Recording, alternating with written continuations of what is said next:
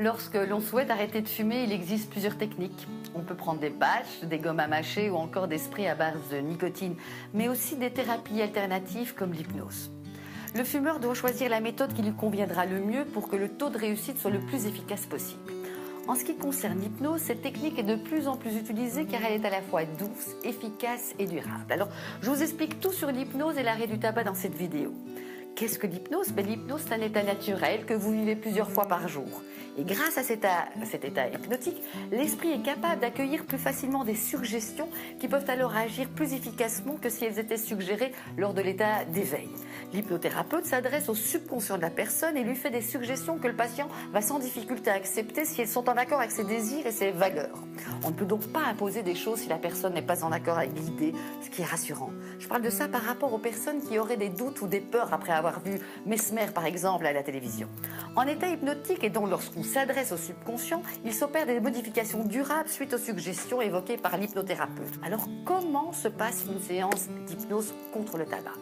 Une séance d'hypnose permet en tout premier lieu de se décontracter et de passer un moment de détente particulièrement agréable. On se débarrasse de tous les facteurs stressants pendant la séance.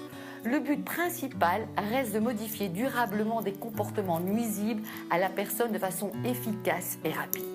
Lorsque l'on souhaite arrêter de fumer, l'hypnose va être une alliée de choix. Elle nous évite de prendre des traitements ou des patchs qui ont parfois des effets indésirables. Afin que les séances soient le plus efficaces possible, le patient doit vouloir arrêter de fumer. S'il vient parce que l'entourage le pousse, l'échec est alors probable. Une fois les motivations déterminées, le praticien fait alors des suggestions positives à la personne, comme pouvoir vivre sans tabac, respirer à plein poumon, sentir bon, avoir la nausée lorsqu'on sent la fumée de cigarette, vaincre la dépendance et éviter les maladies. Il est possible de stopper le tabac lorsque nous sommes motivés.